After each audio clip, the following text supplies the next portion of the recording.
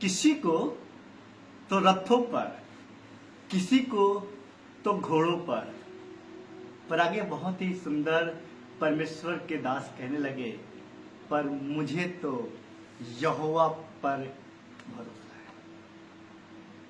और आगे बच्चे ने लिखा है, वो तो झुक गए और गिर गए, पर मैं फिर उठकर खड़ा हुआ।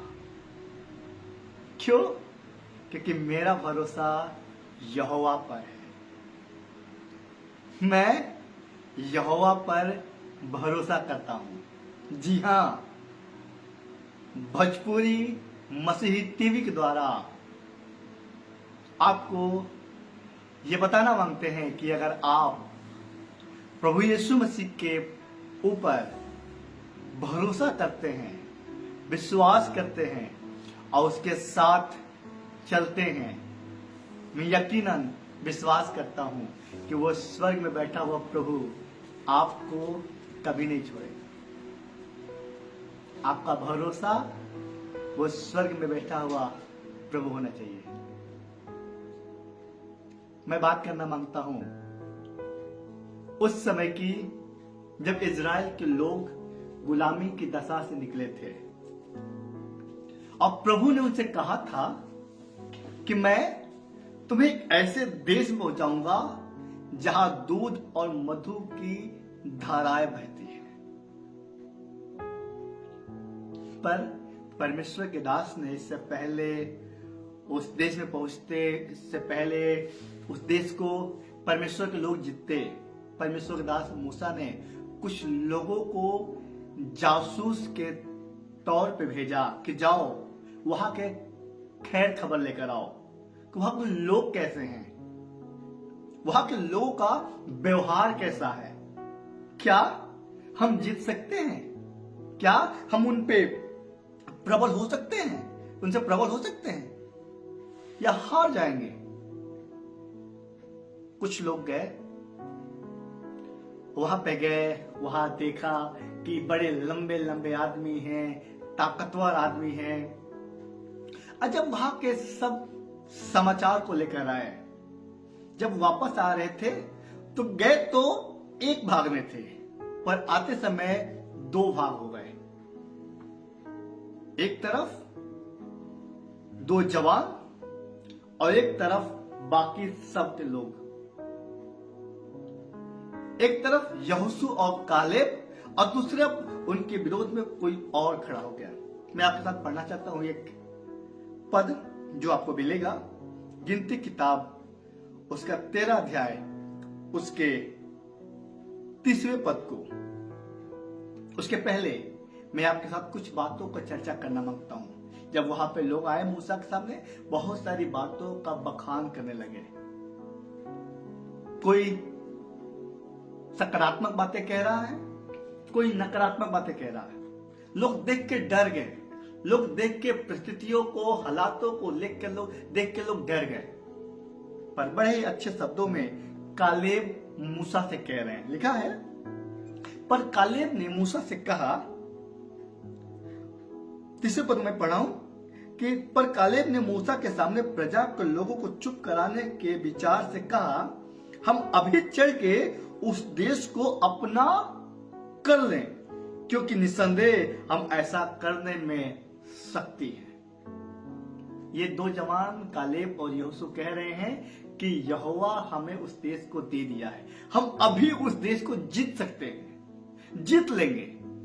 पर कुछ लोग और हैं जो कुछ बातें कह रहे हैं। आगे लिखा है 31वें पद में, पर जो पुरुष उसके संग गए थे उन्होंने कहा उस देश पर उन्होंने कहा उन लोगों पर चढ़ने की शक्ति हम में नहीं है, क्योंकि वे हमसे बलवान हैं। मैंने शुरू में एक वचन पढ़ा था, किसी को रथों को, किसी को घोड़ों को, किसी को अपने बल पे ताकत है। पर धन्यवाद करते हैं इस परमेश्वर के जवानों के लिए जिन्होंने अपने विश्वास स्वर्ग के परमेश्वर के ऊपर लगा कर रखा था। उन्होंने कहा हम अभी जीत सकते हैं। पता है क्यों? क्योंकि उनको अपनी शक्ति पर घमंड नहीं था, उन्हें अपने पावर पे घमंड नहीं था, पर उनको पता था उनको जीत दिलाने वाला यहोवा है। उनको उनके सब चीजों पे विजय दिलाने वाला यहोवा है। मुझे नहीं मालूम आपके सामने कौन से बलवान खड़ा है जो आपको बढ़ने नहीं दे रहा। मुझे नहीं पता आपको कौन से बलवान जो आपके आशीष को रोक के रखा है। कौन सी बातें जो एक बलवान की तरह है जो आपको परमेश्वर के आशीष को पाने नहीं दे रहा। आइए अपनी उस कमजोरी के हालात से निकलकर अपने आप को सकारात्मक विचार पे अपने आप को जाहिर करें। मैं परमेश्वर के सेवक को सुन रहा था। उन्होंने कहा, जो तुम करना चाहते हो वो अपने मुंह से बोलना शुरू करो। मैं एक परमेश्वर के दास को जानता हूं, वो कहने लगे कि किसी भी दुनिया के खराब इंसान को लाओ, मैं उसे कहूंगा कि वो अच्छा है। क्यों?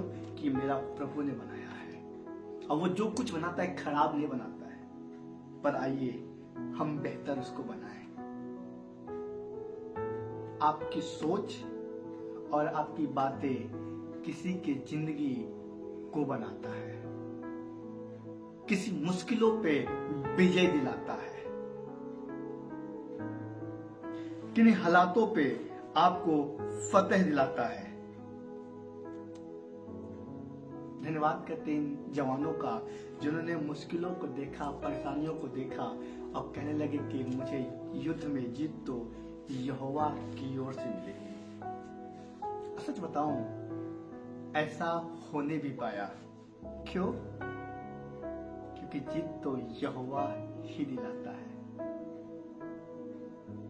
युद्ध में घोड़े तैयार होते हैं, सैनिक तैयार होते हैं, पर विजय यहोवा की ओर से मिलती है। फतह प्रभु यीशु मसीह की ओर से मिलता है। जब परमेश्वर के वचन को पढ़ेंगे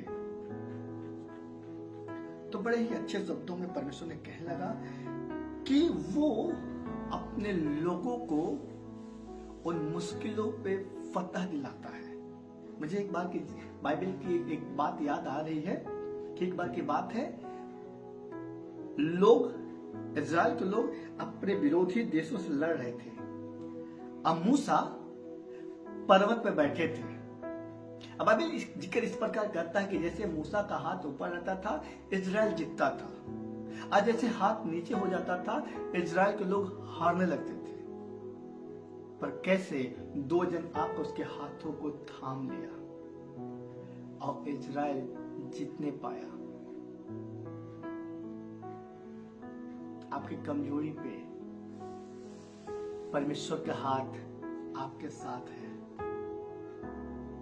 आइए अपने हालातों से, अपने मुश्किलों को नकारात्मक दृष्टि से ना देखें जो बहुत बड़ा है, बहुत जटिल है, बहुत मुश्किल है। पर आइए इन उपवास के दिनों में, इन प्रार्थना के समय में उन सब चीजों को, अपनी सोच को बदलने के द्वारा सब कुछ सकारात्मक सोचें। मैं विश्वास करता हूं अगर आज से आप सकारात्मक सोच रखना शुरू करेंगे, जिस प्रकार कालेब और यहोशू, जो उस देश के लोग बलवान थे, शक्तिशाली थे, सामर्थी थे, और उन्होंने कहा नहीं, मुझे परमेश्वर उन पे विजय दिलाएगा, परमेश्वर मुझे उस पर फतह दिलाएगा, और हम अभी जीत सकते हैं। हाँ, और उनको प्रभु ने जीत दिलाया।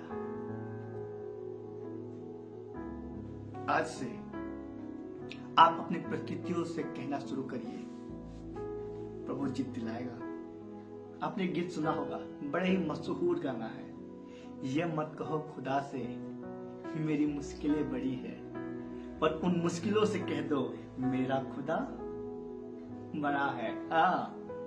पता है क्या होता है, कभी कभी हमारे और आपके जीवन में हम प्रभु से कहते हैं, प्रभु आपको मालूम है मेरी मुश्किलें कितनी बड़ी है, प्रभु आपको मालूम है मेरा दर्द कितना बड़ा है, आपको क्या पता है कितना बड़ा दर्द है मेरे जीवन में, आपको क्या पता मुझे कितना बड़ा टेंशन है। पता है कभी कभी लोग हमसे बातें करते हैं, बताने लगते हैं। आपको क्या पता, आपके ऊपर गुजरेगा तब ना। मैं आपको देखूंगा, मैं आप कैसे करोगे। आपके साथ जब ये होगा ना, मैं आपको देखूंगा। भैया दीदी, आप देख लीजिएगा, पर अपने हालातों पे, अपने परिस्थितियों पे सकारात्मक बातें बोलना शुरू करिए। अपनी मुश्किलों को मत देखिए, अपने जटिल कामों को देख के कहिए, यहोवा मेरे साथ है और मैं तुझ पे जीतूंगा। मैं तुझ पर जीत फतह करूंगा, तुझ पे जय पाऊंगा, क्योंकि यीशु ने मौत को हरा दिया। और यूं लिखा है कि हे मौत तेरी डंक कहां रही, हे मृत्यु तेरी जय कहां रही।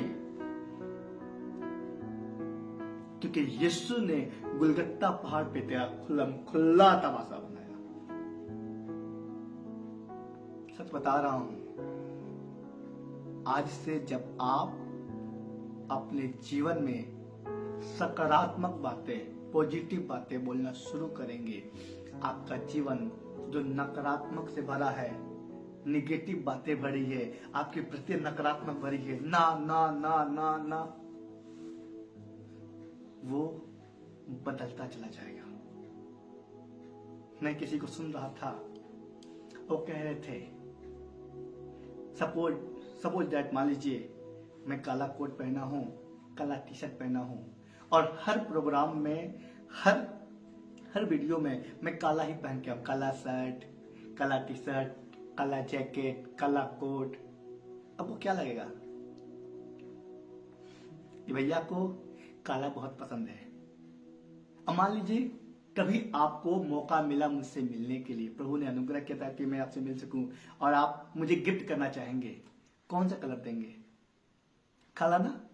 जी हाँ, क्योंकि आपने देखा है मुझे काला, बहुत बार पहनता हूं काला, और आपको पता लगा कि भैया काला ही पहनते हैं और आप हमें काला ही देंगे। क्यों? क्योंकि आपको पता चल गया है। और हालात भी कुछ इसी प्रकार होती है, परिस्थितियां भी कुछ इसी प्रकार होती है। हमेशा नहीं होगा, नहीं बन पाएगा, नहीं, आपको क्या पता, नहीं हो पाएगा। हालातों को भी लगता है अरे इसको नाना बहुत पसंद है, इसको नहीं बहुत पसंद है। आओ, और उसी से भरता चला जाता है। आओ, अपने नकारात्मक परिस्थितियों में भी सकारात्मक बीज बोना शुरू करें। मैं विश्वास करता हूं, जब अपने हालातों से कहोगे मैं जयवंत हूं, मैं यीशु में फतहमंद हूंगा, यीशु ने मुझे सर बनाया है, पुछ नहीं बनाया है, तो वो यीशु मसीह जिस प्रकार कालेब और यहोशू ने अपने विचार को सकारात्मक रखा, देखकर डरे नहीं, हारे नहीं, अगर आप भी रखेंगे, मैं विश्वास करता हूं आपके हालात बदलेंगे, आपकी परिस्थितियां बदलेंगी, और आपका जीवन जो नकारात्मक है, सकारात्मक जीवन जीना शुरू करेंगे। विश्वास करिएगा, आज से अपने नेगेटिव लाइफ में, नकारात्मक जीवन में सकारात्मक बातें बोलना शुरू करिए। आपके बच्चे बिगड़ गए हैं, कोई बात नहीं, आज से उनके लिए अच्छी बातें बोलना शुरू करिए। बेटा तुम अच्छा कर सकते हो, कोई बात नहीं, तुम अच्छे बच्चे हो। बाबू तुम इससे और अच्छा कर सकते हो, तुम अच्छे बच्चे हो। विश्वास करिएगा, आपका घराना, आपका परिवार बदलता चला जाएगा, और आप जयवंत से बढ़कर भी अपने जीवन को और अपने पारिवारिक जीवन को जीने पाएंगे। प्रभु दुआ करना चाहते हैं, जितने लोग नकारात्मक बातों से घिरे हुए हैं, नकारात्मक चीजों से घिरे हुए हैं, वो अपने हाथों को बढ़ाएं, छुएं और इनके जीवन को बदलें, ताकि आपका नाम इनके जीवन में जयवंत से बढ़ के कार्य करे, और इनका जीवन आज से बदलता चला जाए, और ये उन चीजों पे जिस पे जय नहीं पा रहे हैं, वो आपकी आत्मा मदद करे, वो आपकी आत्मा मदद करे, ताकि ये जय पाए और आपके नाम की महिमा। प्रभु यीशु मसीह के नाम से जय मसीह की। प्रभु आप सबको आशीष दे। God bless you. जरूर अगर आपको अच्छा लगता है, आशीष मिलता है, जरूर एक दूसरे के साथ शेयर करें ताकि उन्हें भी आशीष मिल सके और वो भी इस वचन के द्वारा अपने जीवन को बदल सके और लोगों का जीवन जो नकारात्मक है सकारात्मक जीवन बदल सके, ताकि हमारा देश, हमारा गांव, हमारा शहर बेहतर